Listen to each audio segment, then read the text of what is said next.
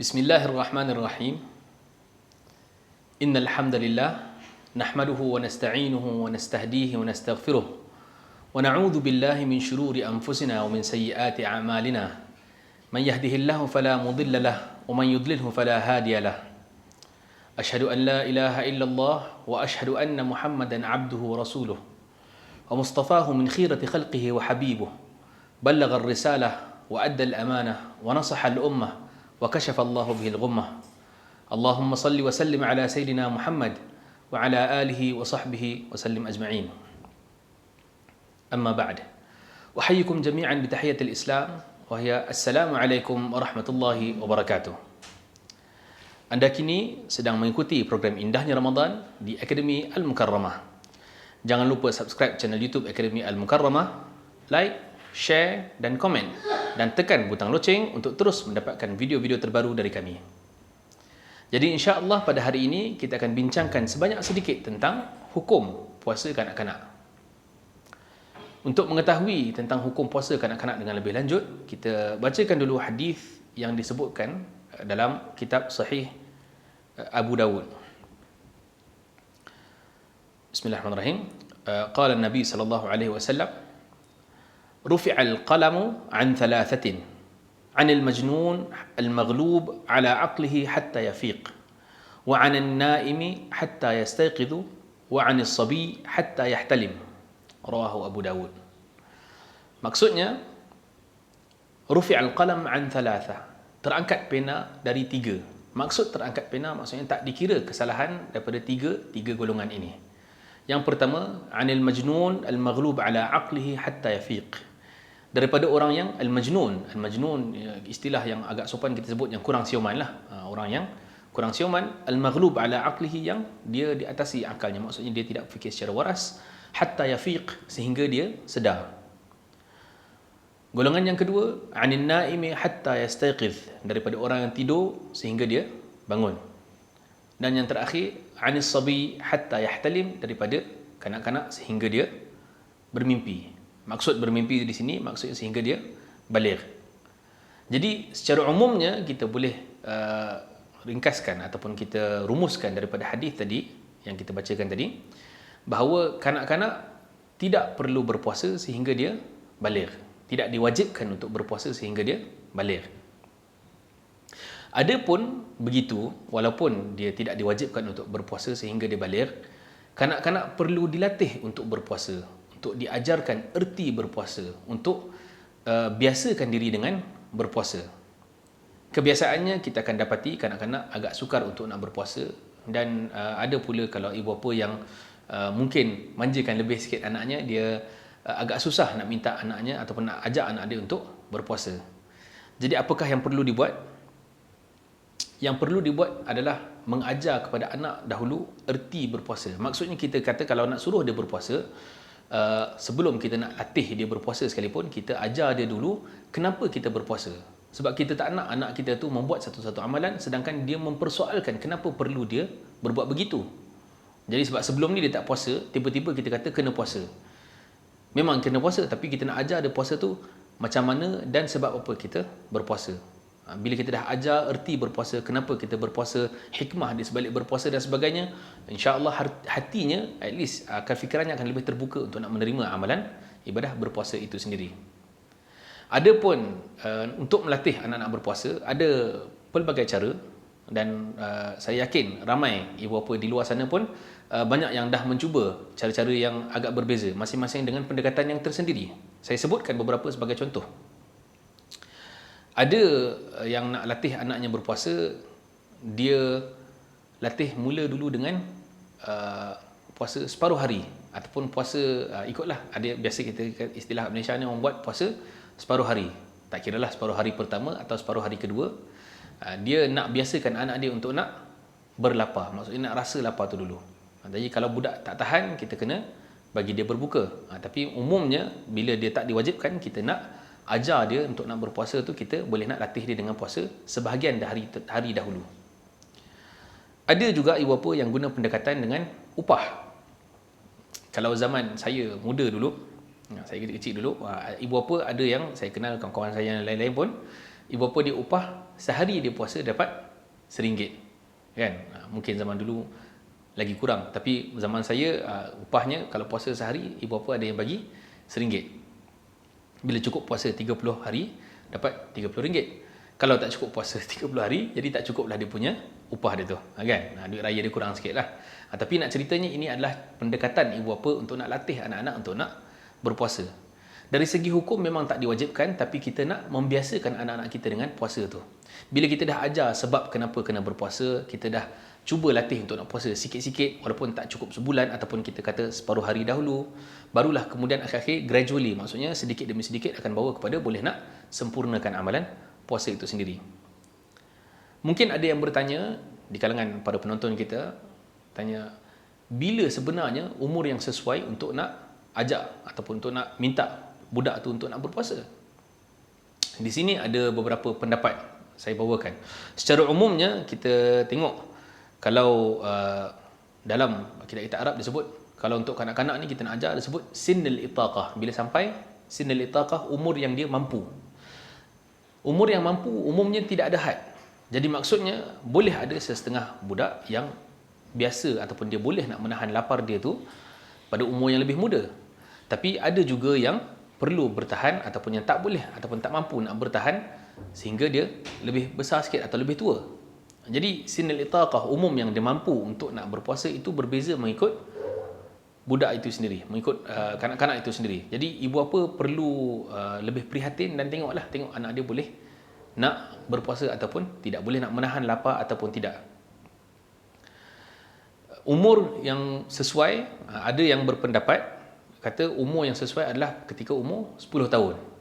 Sebab apa? Sebab umur 10 tahun ni adalah umur yang kita ajar untuk nak solat juga, dan kita galakkan dia untuk nak buat amalan sekali. Maksudnya solat tu kita galakkan sekali dengan berpuasa.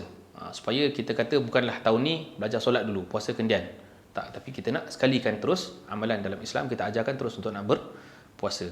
Jadi mungkin ketika umur 7, 8, 9 tahun tu ajar dengan puasa yang sebahagian ataupun puasa dengan upah dan sebagainya, sampai tahap umur 10 tahun tu kita minta ataupun paksa untuk nak puasa sepanjang hari.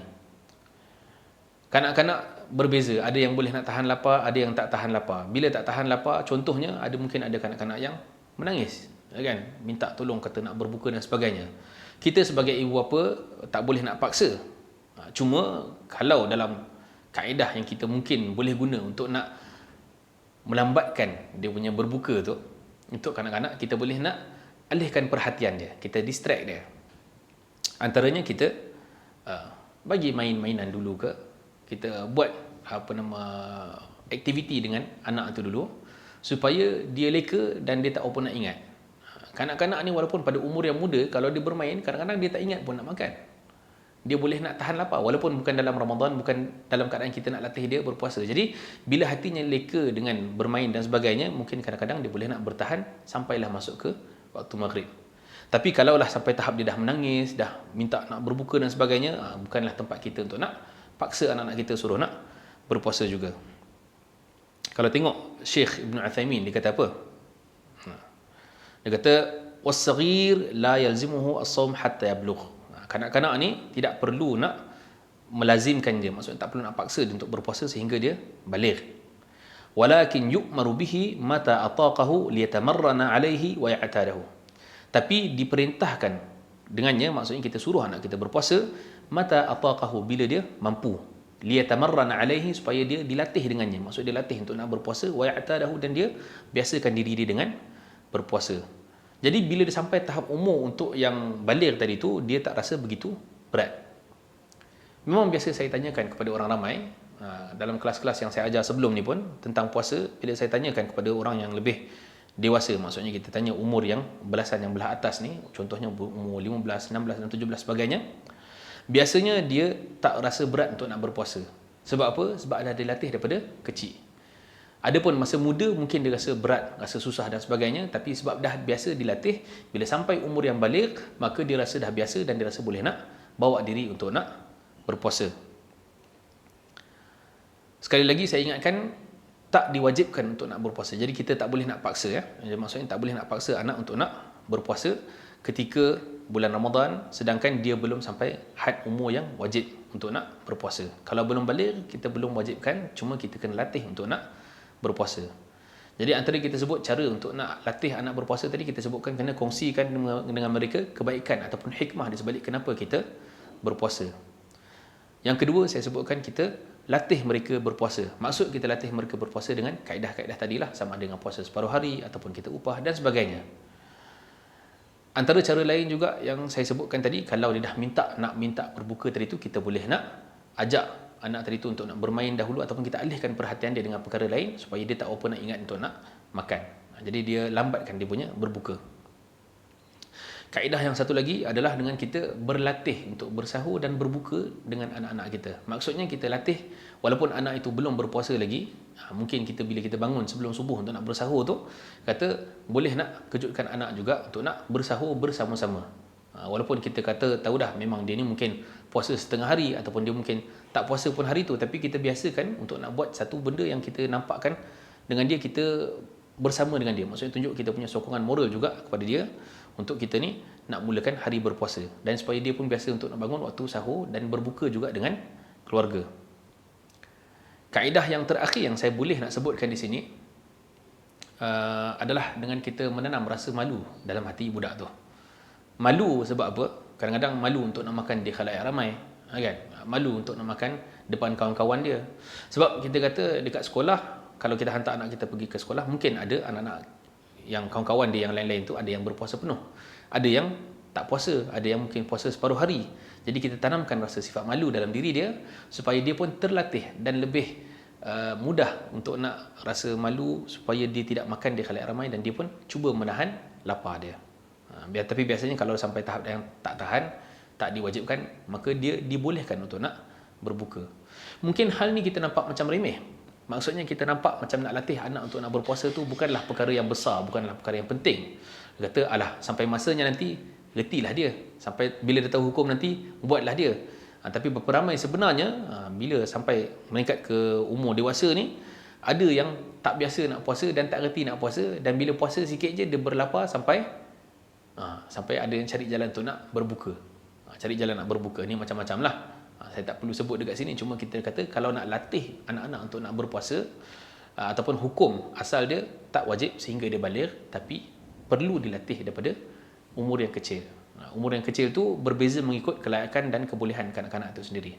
Berbeza, maksudnya mungkin ada yang perlu lebih masa sikit untuk nak mula berlatih nak puasa, ada yang boleh nak daripada awal. Mungkin kalau pada negara yang lain, dia boleh mula lebih awal, sebab kalau puasa dah jatuh pada musim sejuk, maka waktu siang dia lebih pendek, waktu malam dia lebih panjang. So ada yang dia boleh nak puasa full day, tak ada masalah. Tapi kita di Malaysia secara umumnya, kalau kita berpuasa, mungkin anak-anak kita tak apa nak tahan. Kalaulah yang baru nak belajar. Kalau dah terbiasa, alhamdulillah. Ada seorang yang pernah mengadu kepada seorang syekh di TV live masa di Mesir dulu. Dia kata anak dia kalau berpuasa jadi sakit, jadi tak tahan. Tapi anak dia bersungguh nak puasa. Ini terbalik pula. Bukan ibu bapa yang nak suruh anak dia puasa, tapi anak dia sendiri nak puasa. Tapi boleh nak sebabkan mudarat kepada badan anaknya sendiri. Jadi dalam keadaan macam ni, mak dia tanya, kata perlukah si ibu sekarang ni kena paksa anak dia untuk nak makan supaya tidak jadi mudarat? Jadi jawapan yang umum kalau dalam keadaan macam ni, dia kata kita ikut kebolehan budak tu. Kalau nampak sampai dah mudarat, maka kita ajak dia untuk nak berbuka. Sebab dia belum diwajibkan untuk nak berpuasa, dan puasa itu boleh nak memudaratkan diri dia. Jadi kita kena pertimbangkan sendiri sebagai ibu bapa untuk nak tengok anak kita mampu ataupun tidak. Jadi khulasatul qaul ataupun penghujungnya, saya nak cerita, kata puasa itu hanya wajib bila dah, untuk kanak-kanak bila dah baligh. Tapi latihan itu perlu dibuat daripada awal lagi. Jadi insyaAllah sampai situ dulu kita punya sesi kita. InsyaAllah kita jumpa pada sesi akan datang. Terima kasih dan Assalamualaikum warahmatullahi wabarakatuh.